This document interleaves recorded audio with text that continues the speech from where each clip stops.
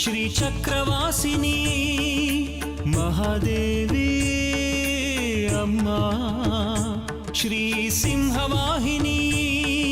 ನನ್ನ ಗಿಣಿಮರಿ ಜಾಜಿ ಇಲ್ವಾ?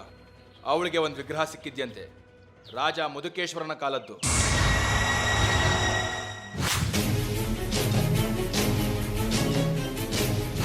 ಆ ಹುಡುಗಿ ಹತ್ರ ಇರೋ ಆ ವಿಗ್ರಹನ ನಾಶ ಮಾಡಬೇಕು.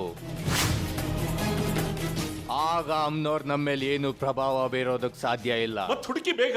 ಆ ಹುಡುಗಿ ಎಲ್ಲಿದ್ದಾಳೆ? ಹುಡುಕಿ. ಆ ಹುಡುಗಿ ಇದೇ ಜಾಗದಲ್ಲಿದ್ದಾಳೆ.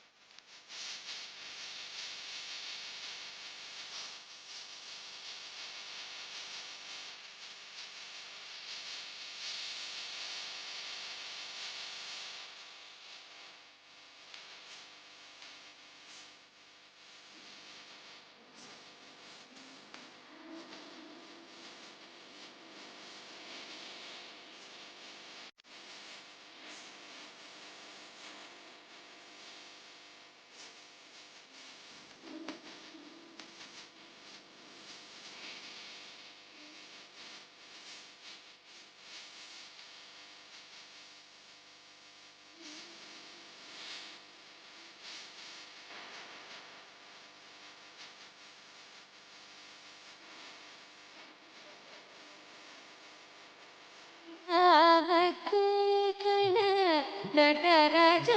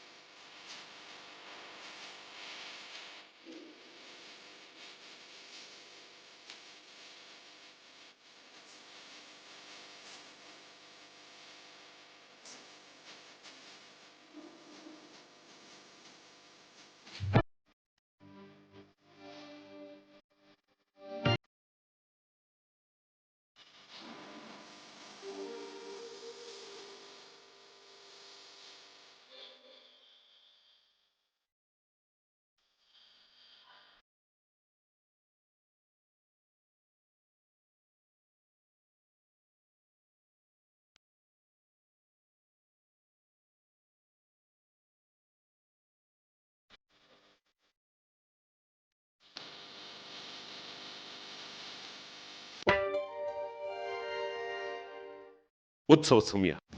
ನಾವು ಮೂವರು ಒಟ್ಟಿಗೆ ಸೇರೋದು ಒಳ್ಳೇದಲ್ಲ. ಸ್ವಲ್ಪ ಸಮಾಧಾನದಿಂದಿರಿ. ಇಲ್ಲಿಗೆ ಬರ್ತಾರೆ.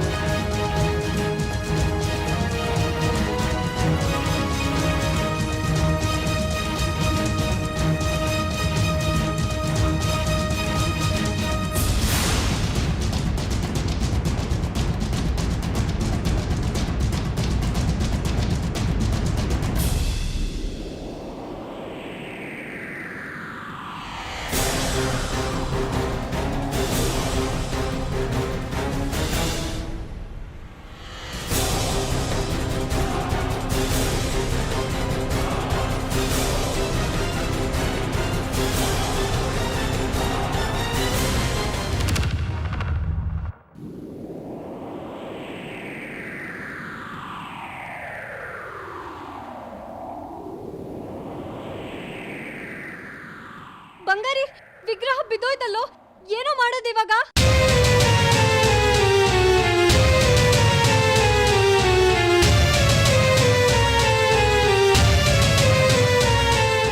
ನಿಲ್ಸಿ ನಿಲ್ಸಿ, ದಯವಿಟ್ಟು ನಿಲ್ಸಿ ನಿಲ್ಸಿ.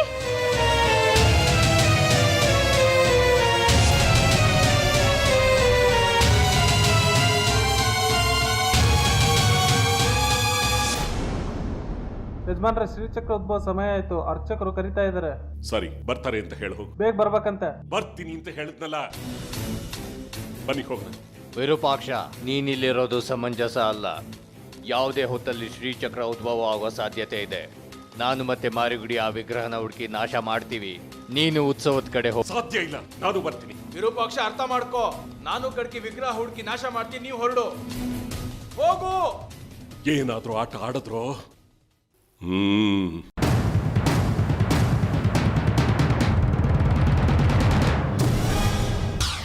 ಏ ಶಾಸ್ತ್ರಿ,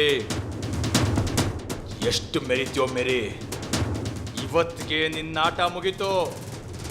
ಕಡ್ಕಿ ಬಾ ಹೋಗೋಣ.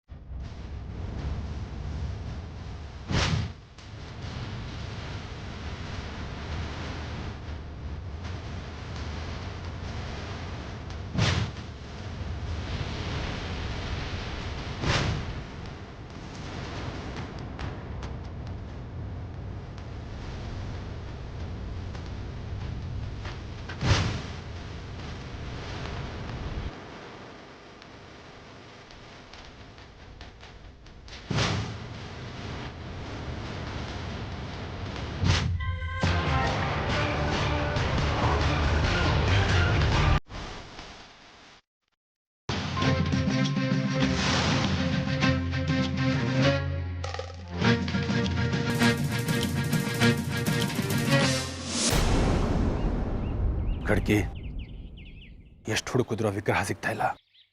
ಏನ್ ಮಾಡೋದು? ಇದು ಅಮ್ಮನವ್ರು ಆಡಿಸ್ತಿರೋ ಆಟ.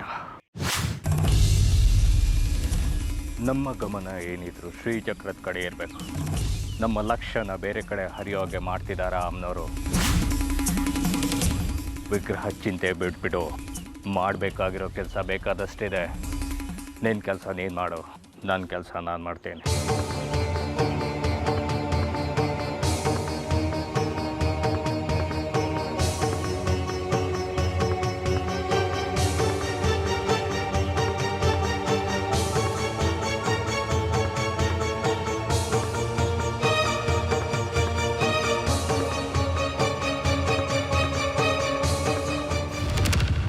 ಇದೇನಿದು? ಮಾಡೋ ಕೆಲಸ ಬಿಟ್ಟು ಏನೇನೋ ಮಾಡ್ತಿದ್ದೇನಲ್ಲ. ನನಗೀಗ ಆ ವಿಗ್ರಹ ಮುಖ್ಯ ಅಲ್ಲ, ವಿರೂಪಾಕ್ಷ ಶಾಸ್ತ್ರಿಗಳ ಸಾವು.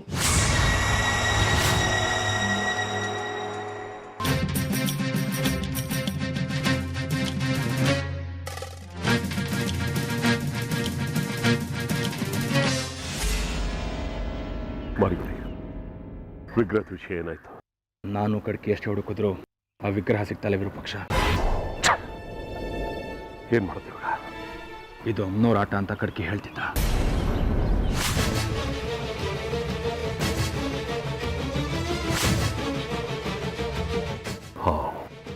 ಇರ್ಬೋದು. ನಮ್ಮ ಕಣ್ಣಿಗೆ ಕಂಡ್ರು ಕಾಣಿಸ್ದೇ ಇರೋ ಹಾಗೆ ಅಮ್ಮನವ್ರು ಏನೋ ಆಟ ಆಡ್ತಾ ಇದ್ದಾರೆ. ಕಡೆಗಳಿಗೆ ಅದ್ರ ಬಗ್ಗೆ ಯೋಚನೆ ಮಾಡೋದು ಬೇಡ. ಈಗ ನಮ್ಮ ಗುರಿ ಇರೋದು ಶ್ರೀಚಕ್ರ. ಅದ್ರ ಬಗ್ಗೆ ಯೋಚನೆ ಮಾಡೋಣ. ಏನು ಮಾಡಬೇಕು ಅಂತ ಗೊತ್ತಲ್ಲ? ಗೊತ್ತು.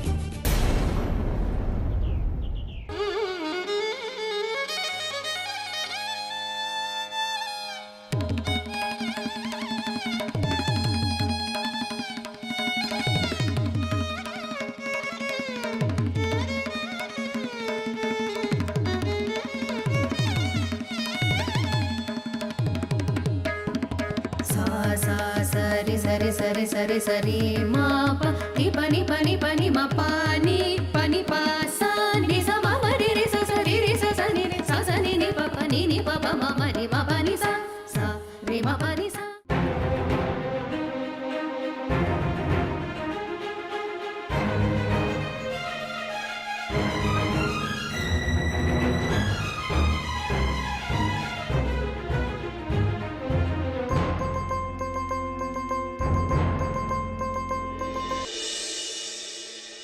ನಾನು ನಿಂಗೆ ವಹಿಸಿದ ಜವಾಬ್ದಾರಿ ಏನು?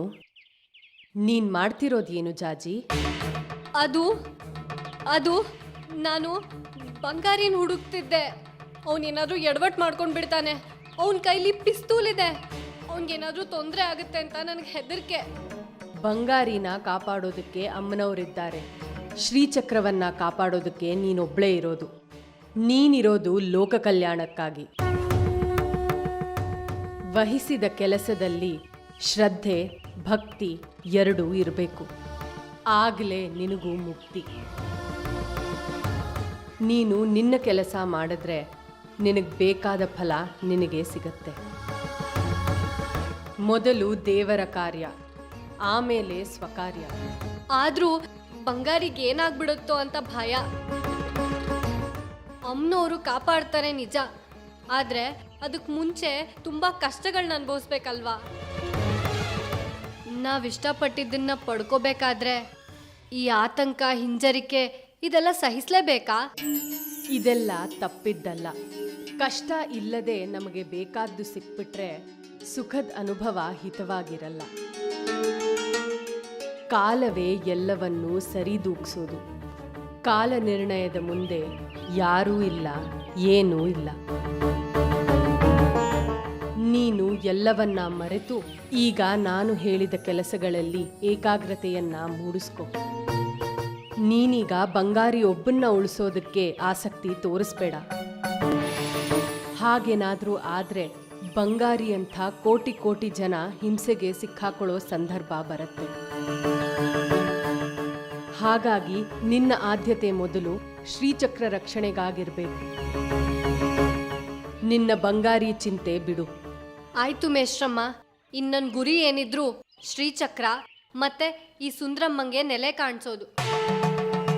ಇನ್ನೇನೇ ಆದರೂ ಆ ಮಹಾತಾಯಿನೇ ನೋಡ್ಕೊಳ್ಳಿ. ಒಳ್ಳೆಯದೇ ಆಗತ್ತೆ. ಈ ಉತ್ಸವದ ಕಾಲದಲ್ಲಿ ಎಲ್ಲವೂ ಇದೆ. ದುಷ್ಟರಿಗೆ ಸರಿಯಾದ ದಿಕ್ಕು ತೋರಿಸೋ ಜಗನ್ನಾಟಕ ನಡೆಯುತ್ತೆ.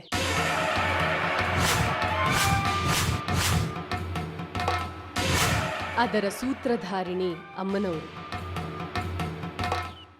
ಪೂಜಾ ವಿಧಿಗಳ ಸಮಯ ಆಯಿತು. ನೀನು ಹೊರಡು.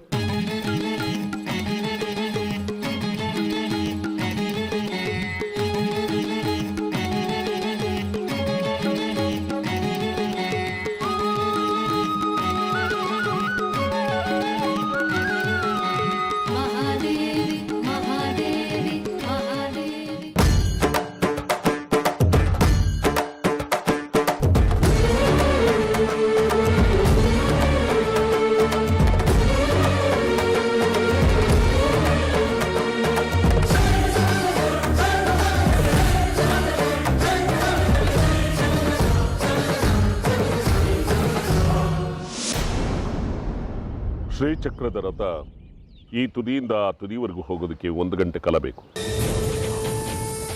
ಅಲ್ಲಿಂದ ಶ್ರೀಚಕ್ರವನ್ನು ಪಲ್ಲಕ್ಕಿಗೆ ವರ್ಗಾಯಿಸ್ತೀವಿ. ನಂತರ ಪಲ್ಲಕ್ಕಿ ಕಲ್ಯಾಣಿವರೆಗೂ ಸಾಗುತ್ತೆ. ಜನ ಕಿಕ್ಕಿರಿ ಸೇರಿರ್ತಾರೆ, ನಿಮಗೆ ಜಾಗ ಸಿಗೋದಿಲ್ಲ. ಅದಕ್ಕೆ ಜನ ಸೇರೋದಕ್ಕೂ ಮುಂಚೆನೆ ನೀವಿಬ್ಬರು ನಿಮ್ಮ ಸ್ಥಳದಲ್ಲಿರಬೇಕು. ಮಿಕ್ಕಿದ್ದೆಲ್ಲ ನಾವು ಏನೇನು ಯೋಜನೆಗಳನ್ನ ಹಾಕ್ಕೊಂಡಿದ್ದೀವೋ ಅದೇ ರೀತಿ ನಡಿಬೇಕು. ಯಾವುದನ್ನು ಮರಿಬಾರ್ದು, ಯಾವುದು ವ್ಯತ್ಯಾಸ ಆಗಬಾರ್ದು. ಗೊತ್ತಾಯ್ತಾ? ಆಯ್ತು.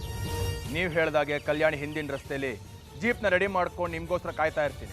ಸರಿ ಖಡ್ಕಿ, ನೀನು ಮತ್ತೆ ನಿನ್ನ ಶಿಷ್ಯ ಇಬ್ಬರು ಶ್ರೀಚಕ್ರ ಪೂಜೆ ಆದ ನಂತರ ಅದನ್ನು ಕಲ್ಯಾಣಿಯಲ್ಲಿ ಅದ್ದಿ ತೆಗೆಯುವ ಸಮಯಕ್ಕೆ ಸರಿಯಾಗಿ ಸ್ಫೋಟಕಕ್ಕೆ ಬೆಂಕಿ ಇಡಬೇಕು. ಅದು ಸ್ಫೋಟವಾಗಬೇಕು, ಜನ ಚದರಬೇಕು.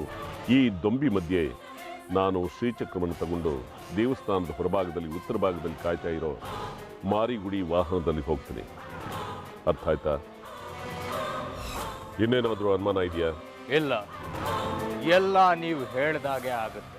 ಸ್ಫೋಟಕ ಎಲ್ಲಿದೆ?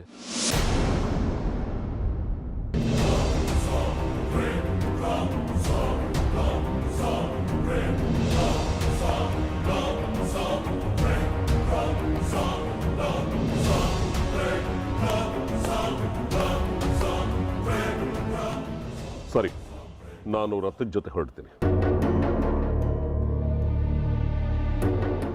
ಏನಾದರೂ ಅನುಮಾನ ಇದೆಯಾ? ಇಲ್ಲ.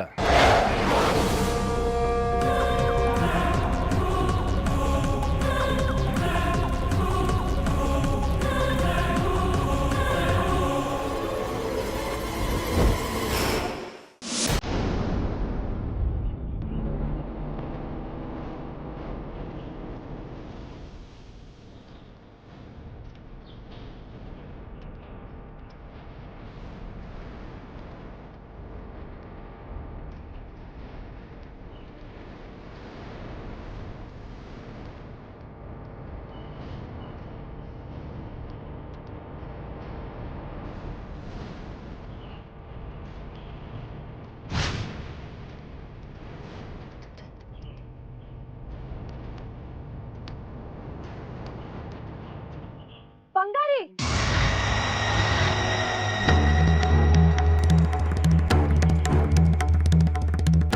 ನೀನ್ ನನ್ಗೆ ಮಾತ್ ಕೊಟ್ಟಿದ್ದೆ ವಿರೂಪಾಕ್ಷ ಶಾಸ್ತ್ರಿಗಳನ್ನ ಕೊಲ್ಲೋದಿಲ್ಲ ಅಂತ. ಈಗ ಮಾತ್ ಮುರ್ದಿದೀಯ. ನಿನ್ನಿಂದಾನೇ ನಿನ್ ಸುಂದ್ರಿನ ನೀನ್ ಕಳ್ಕೊಂಡೆ. ಈಗ ನನ್ನೊಳಗಿರೋ ನಿನ್ ಸುಂದ್ರಿನೂ ನಿನ್ ಪಾಲಿಗೆ ಸತ್ಲು ಅಂತ ಇಟ್ಕೋ. ಇನ್ಯಾವತ್ತೂ ನನಗ್ ಮುಖ ತೋರ್ಸ್ಬೇಡ.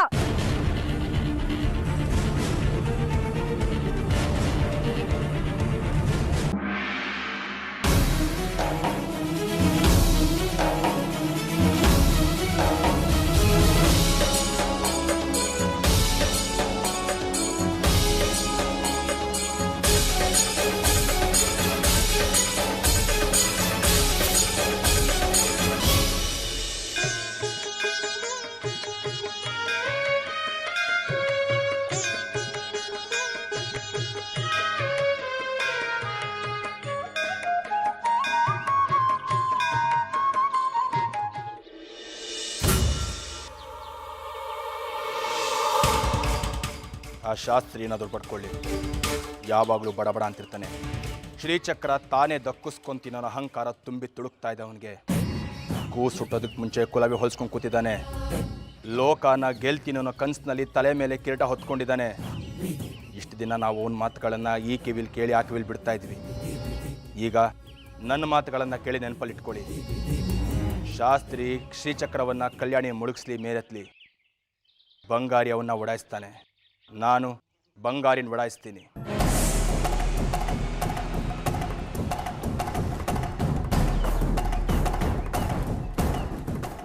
ಆ ಗಲಾಟೆಗೆ ಆಗಾಗಲೇ ಜನ ಎಲ್ಲ ಓಡಾಡ್ತಿರ್ತಾರೆ. ಆ ಗಲಾಟೆಯಲ್ಲಿ ನೀವಿಬ್ರು ಶ್ರೀಚಕ್ರನ ಎತ್ಕೊಂಡು ನಿಮ್ಮ ಜಾಗ ಸೇರ್ಕೊಳ್ಳಿ. ನಾನು ಆಮೇಲೆ ಬಂದು ಸೇರ್ಕೊತೀನಿ. ಏನಾದರೂ ಅನುಮಾನ ಇದೆಯಾ?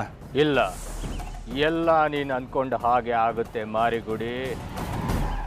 ಸರಿ, ನಾ ಹೊರಡ್ತೀನಿ. ನಾನು ಅಲ್ಲಿರ್ಬೇಕಲ್ಲ.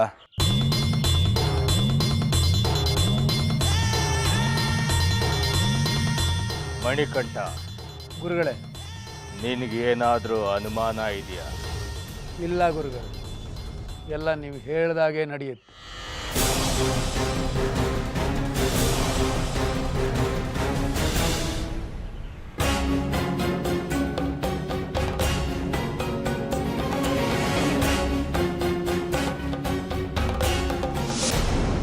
ಸರ್, ಎಲ್ಲ ಸಿದ್ಧವಾಗಿದೆ. ನಾನು ನೀನು ಜಾಸ್ತಿ ಸಿಗಬಾರ್ದು. ನಾವು ಒಟ್ಟಾಗಿರೋದು ಯಾರಿಗೂ ಗೊತ್ತಾಗಬಾರ್ದು. ತಿಳಿಸಿ ಹೋಗೋಣ ಅಂತ ಬಂದೆ ಸರ್. ಸರಿ, ನೀನು ತಂದಿರೋ ಸೌದೆಗಳು 2 ಹೆಣ ಸುಡೋದಕ್ಕೆ ಸಾಕಾಗತ್ತಾ? ಹೌದು ಸರ್, ಇನ್ನೂ 2 ಹೆಣ ಬೀಳಿಸಿ ಅದನ್ನು ಸುಡ್ಬೋದು. ಆಗಲಿ, ಒಂದು ನಿಂದು, ಇನ್ನೊಂದು ನಿನ್ನ ಹೆಂಡ್ತಿದು. ಸರ್, ಇಂಥ ಹೊತ್ತಿನಲ್ಲಿ ತಮಾಷೆನ? ಇಲ್ಲಿ ಎಲ್ಲರ ಗಮನ, ಎಲ್ಲರ ಕಿವಿ ನಮ್ಮ ಕಡೆನೇ ಇರುತ್ತೆ. ನೀನೆಲ್ಲೂ ಕಾಣಿಸ್ಕೋಬೇಡ. ಸಂಜೆ ಹೊತ್ತಿಗೆ ವಿರೂಪಾಕ್ಷನ್ ತೋಟದ ಮನೆ ಹತ್ರ ಬಂದು ಸೇರ್ಕೋ. ಹೆಣಗಳು ಬಿದ್ದಿರತ್ತೆ, ನೀನು ತಗೊಂಡೋಗಿ ದಹನ ಕಾರ್ಯ ಮುಗಿಸು. ನಿನಗೂ ಪುಣ್ಯ ಬರುತ್ತೆ. ಆ ಪುಣ್ಯದಿಂದ ನಿನಗೆ ಬಡ್ತಿನೂ ಸಿಗತ್ತೆ. ಸರಿ ಸರ್. ಇನ್ನೊಂದು ಮಾತಾಡಬೇಡ, ಹೊರಡು. ಆಗಲಿ ಸರ್.